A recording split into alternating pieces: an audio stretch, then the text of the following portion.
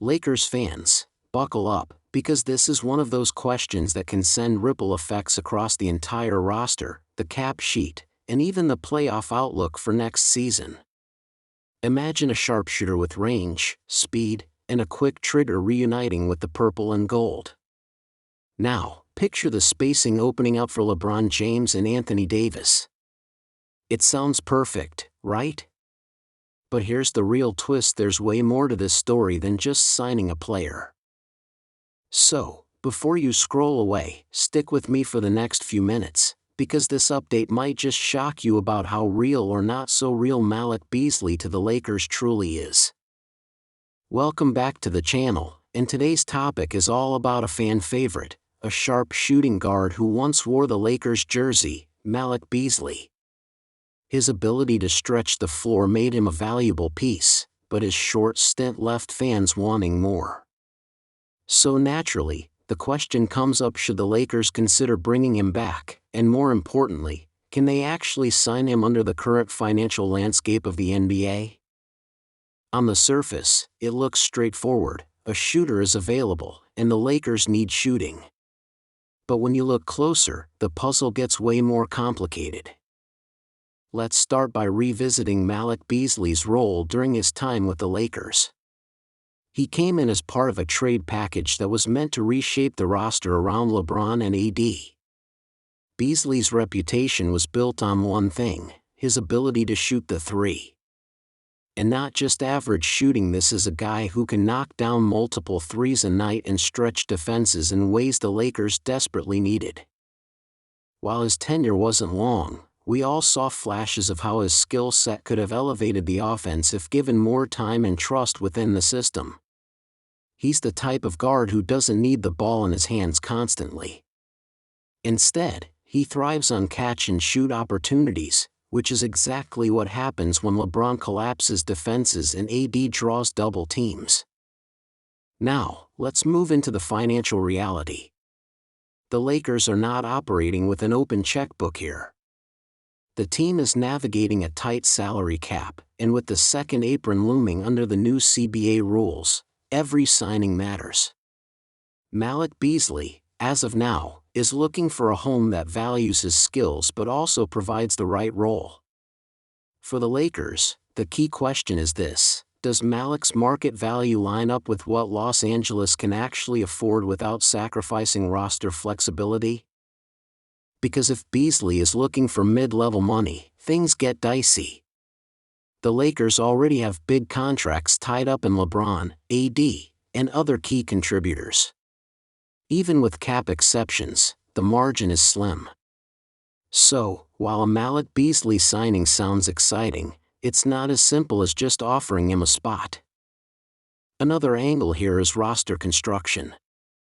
The Lakers already have a logjam in the backcourt. With players like Austin Reeves, Gabe Vincent, and D'Angelo Russell, minutes for another guard may not be guaranteed. And that brings us to the bigger strategic question: would Malik Beasley's strengths outweigh the potential defensive liabilities and rotation overlaps?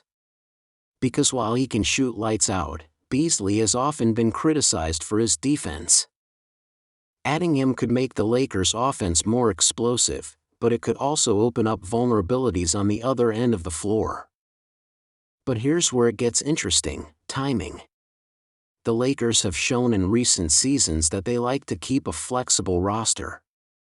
They've been patient in waiting for opportunities, whether in trades or free agency, to add the right piece at the right time. If Beasley's market cools down and he's available for a cheaper deal, that's when the Lakers could realistically step in. It wouldn't be the first time they waited out the market for a role player who eventually signed for less than expected. If Beasley is willing to accept a smaller role and a more team-friendly contract, the Lakers could absolutely swoop in and make it happen. Now let's talk about fit, because fit is everything in this league. With LeBron James entering yet another season where load management and efficiency will be key, shooters become even more valuable. AD needs spacing to dominate the paint, and guys like Reeves can only do so much from the perimeter. Beasley's presence could give the Lakers a lineup where spacing isn't just good, it's deadly. Imagine a closing five of LeBron, AD, Reeves, Rui Hachimura, and Beasley. That's a group that can hurt you inside and outside, with multiple scoring options. However, the trade-off is defense. If you throw Beasley out there against top-tier Western Conference guards, things could get ugly on the perimeter. The Lakers would need to balance lineups carefully to ensure they aren't sacrificing too much on one end. And let's not forget about the human factor. Beasley has expressed appreciation for his time with the Lakers, and chemistry matters. He already has experience playing with LeBron and AD, which means less adjustment time compared to a brand new addition. Sometimes familiarity can make all the difference in high-pressure situations, especially in the playoffs when rotations shrink and chemistry gets tested. But there's still one major hurdle: opportunity cost. If the Lakers bring in Beasley, who are they not bringing in? Every roster spot is valuable, especially with the new cap rules. Could the Lakers find a better two-way player, or should they double down on shooting even if it means giving up some defense? That's the tough balance every front office has to strike. Beasley provides elite shooting, but the Lakers need to ask themselves whether they can live with his limitations. So, let's look at it from both sides. On the yes, sign him side, the argument is clear: the Lakers need shooting, Beasley provides it in bunches, and he already has familiarity with the team. His ability to space the floor for LeBron and AD makes him a valuable weapon, especially in today's NBA where spacing dictates so much of the game. On the no, don't sign him side, the case is just as strong. His defense is suspect, his fit in an already crowded backcourt could create issues, and his potential asking price might be too high for the Lakers to justify given their cap situation. Ultimately, it may all come down to Malik Beasley himself. Is he willing to accept a smaller role in a team-friendly deal for the chance to compete for a championship in Los Angeles? If the answer is yes, this reunion could absolutely happen. If he's seeking a larger role and a bigger payday, then the Lakers may have to pass and look elsewhere. The bottom line is this: the Lakers can sign Malik Beasley, but only if the stars align financially, strategically, and personally. It's not out of the question, but it's also not a guarantee. The potential is there, and the fit is intriguing, but the Lakers will have to weigh every factor before making a move. And that's what makes this story so fascinating, because until a decision is made, the door remains open for a possible Beasley reunion in Los Angeles. So, what do you think, Lakers Nation? Should the team bring back Malik Beasley for another run, or should they explore other options that might bring more balance to the roster?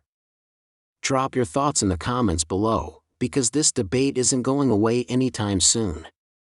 And if you found this breakdown helpful, don't forget to hit that like button, subscribe for all the latest Lakers updates, and share this video with your fellow fans. The season is coming fast, and the Lakers front office has decisions to make that could shape everything. Stay tuned, because this story is far from over, and we'll be here to cover every twist and turn.